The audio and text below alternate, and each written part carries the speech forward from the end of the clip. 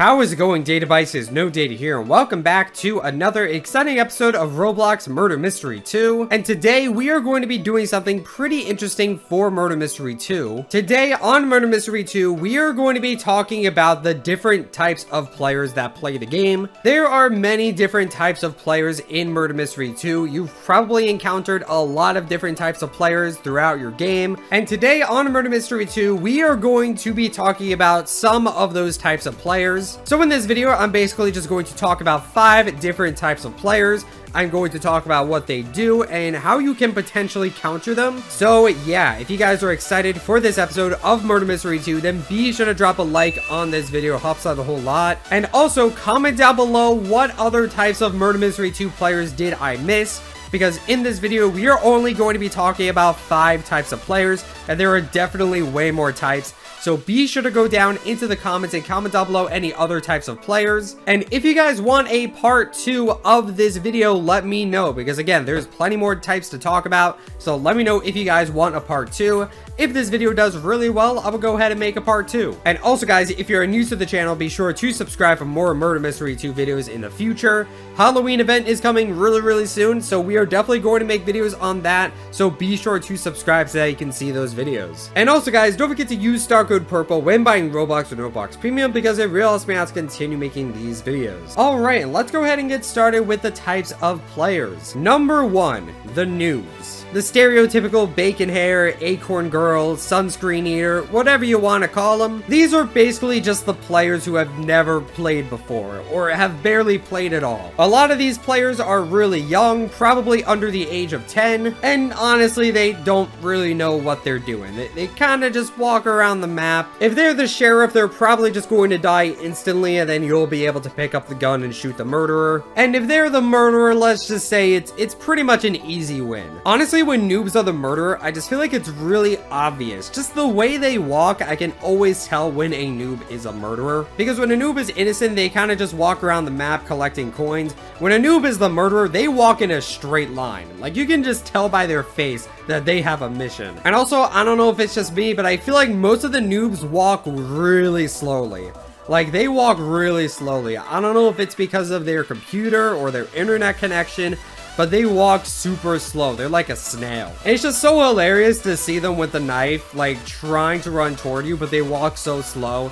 So you can just walk away and stand there for a few seconds and they just can't reach you, and then they get shot. It's just really funny to see. But noobs try their best, and you know, we were all once noobs at some point, alright? We used to be those bacon hairs. So maybe one day that noob is going to grow and just become a pro at Murder Mystery 2. And just be one of the coolest players ever. So don't be mean to noobs. I mean, you know, they suck at the game, obviously, but that's okay. Again, we were all once noobs. It happens. Number 2, the teamers. The teaming has been around in Murder Mystery since the very beginning, alright? When Murder Mystery 1 was around, people would team all the freaking time.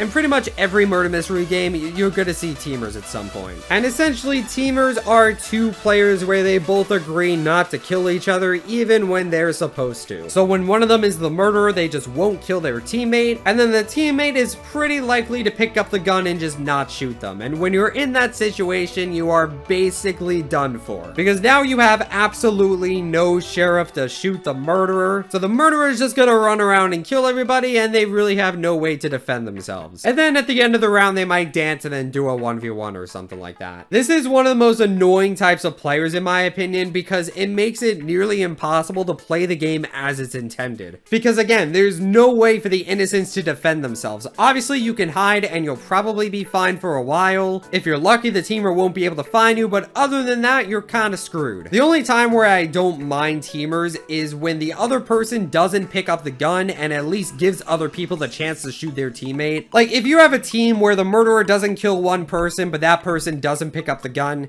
that's kind of fine, you know, do what you will in that department. At least in that case, the other innocents have a chance to shoot the murderer. But when the other person grabs the gun, it's basically an unwinnable scenario for everyone else, and it kind of just ruins the game. Again, when you're in this situation, the best thing you can do is probably hide, and then if you're lucky, the murderer won't find you, or maybe he'll kill his teammate because he doesn't know that you're still alive. Something like that. hiding is definitely your best bet. And then after that, you should probably server jump. Number 3, the hackers. These are the players who have spent $20 on an exploit and are using an alternate account to give themselves an advantage. There's many different types of exploits in Murder Mystery 2. There's a speed hack, there's a fly hack, there's a teleportation hack, there's a hack where you can just throw infinite knives. It's kind of crazy, dude. And these exploiters will basically use these hacks just to kill people over and over again and just give themselves an advantage for no good reason, honestly. If they were getting knives out of it, I would kind of understand why they're doing it. But in order to open cases, you need to collect coins, and typically these hackers just don't collect the coins, they just ruin people's fun. And I just don't see the point in that at all. Like, what do you have to gain from that? And there are also glitchers, which, you know, kind of falls under the same category of hackers in my opinion, where they're not actually hacking, but they are exploiting a glitch to give themselves an advantage. They might glitch out of the map so the murderer can't get them. Those people are also pretty annoying. Definitely not as bad as hackers, but I would say they generally go under the same category. They basically just break the game to make themselves win. In terms of countering or defeating the hackers, there's not much you can do. Maybe you can shoot one if you're lucky, but you know, there's this wonderful thing called Alt and F4, and then you can server jump. Number 4, the gun camper. Pretty much everyone has seen this type of MM2 player at some point in their lives. Someone's the murderer, they're killing everybody, they're fighting the sheriff, and then they finally kill the sheriff, and then they stand there. They just stand there and do nothing. And then they basically just stand on the gun, because obviously the gun is their only threat. If they get shot, then they lose. So naturally their thought process is, if nobody grabs the gun, then I won't get shot. And they might throw knives while they're camping the gun to try and get some other kills. But yeah, they'll just stand there. And if you even try and get the gun while they're camping, you're gonna get stabbed in the face. This is definitely sort of a cheap tactic, but in my opinion, the gun campers really aren't that annoying. And the reason for that is the murderer has to kill everyone in a certain amount of time to win.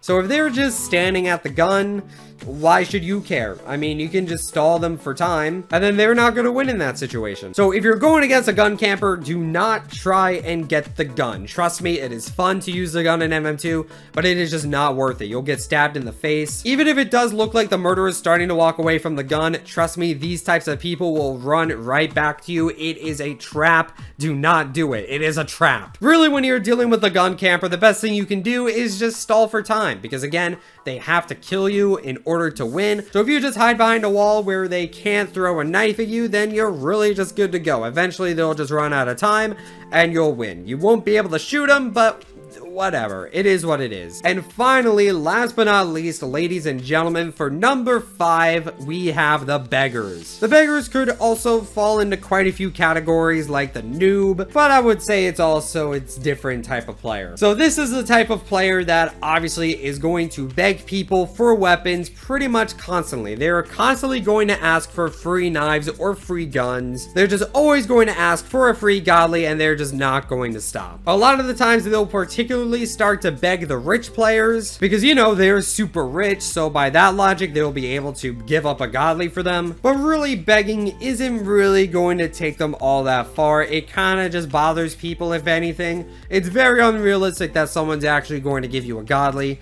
So if you're just begging in every server, it's really just futile. And some of these beggars even get like really angry and toxic at you for not giving them stuff. They call you like selfish and things like that. And it's kind of funny because it's like you worked for those godlies, so there's really no obligation for you to give it to them. But yeah, overall, not that annoying of a player in my opinion. It definitely can annoy people, but really you can just ignore them and move on with your life. So yeah, if you're dealing with the beggar in Murder Mystery 2, you can just politely decline or just ignore them. If they start insulting you, I wouldn't insult them back. That kind of negativity just really doesn't prove anything. It doesn't really help anyone at all. But really just decline and encourage them to work for godlies themselves, because hey, anyone can get a godly if they work hard enough. It's really difficult, but they can if they work hard enough. But yeah guys, that is going to be it for this video. Let me know if you guys have seen any of these types of players in Murder Mystery 2. I'm sure you have. They're pretty much in every server. And let me know if you guys want part 2 of this video in the future. Thank you guys so much for watching this episode of Roblox Murder Mystery 2. Don't forget to like, comment, subscribe, and those other things that YouTube people do.